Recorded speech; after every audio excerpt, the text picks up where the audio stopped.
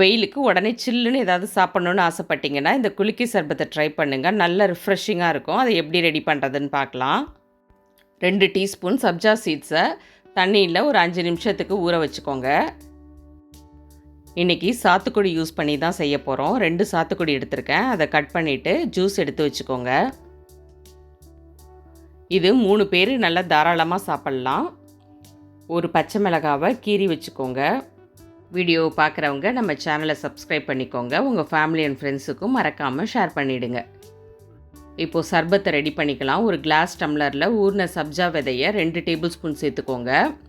கீறின பச்சை மிளகாவை சேர்த்து 4-5 புதினா இலையை கிள்ளி சேர்த்துக்கோங்க. இது சர்பத்துக்கு நல்ல ஒரு ஃப்ளேவரை கொடுக்கும். கொஞ்சமாக உப்பு சேர்த்துக்கோங்க. 2 டேபிள் ஸ்பூன் சர்க்கரை சேர்த்துக்கிறேன். சர்க்கரை சேர்க்க விருப்பம் இல்லாதவங்க இதை ஸ்கிப் பண்ணிவிட்டு தேன் கூட சேர்த்துக்கலாம். இப்போது 2 சாத்துக்குடியையும் ஜூஸாக பிழிஞ்சு எடுத்து வச்சுருக்கேன். அதையும் இது கூட சேர்த்துக்கலாம். இது கூட ஒரு ஃபுல் லெமனையும் பிழிஞ்சுக்கோங்க. வீடியோ பிடிச்சிருந்தா வீடியோவுக்கு ஒரு லைக் கொடுத்துடுங்க. நம்ம சேனலில் ஏற்கனவே அப்லோட் பண்ணியிருக்கிற சம்மர் ட்ரிங்க் வீடியோ லிங்க்கெல்லாம் டிஸ்கிரிப்ஷனில் கொடுக்குறேன். தேவைப்படுறவங்க செக் பண்ணி பாருங்கள். இது கூட ஐஸ் க்யூப்ஸ் சேர்த்துக்கோங்க.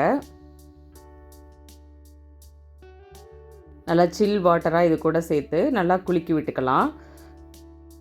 இந்த சர்பத்தோட ஸ்பெஷாலிட்டியே எல்லா டேஸ்ட்டும் கலந்துருக்கிறது தான். புளிப்பு, உப்பு, காரம், இனிப்பு எல்லாமே இதில் இருக்குது. அவ்வளோதான். நல்லா அட்டகாசமான டேஸ்ட்டில் நம்ம குலுக்கி சர்பத் ரெடி ஆகிடுச்சு. இது கூட இன்னும் கொஞ்சம் சில் வாட்டரை ஆட் பண்ணிக்கோங்க.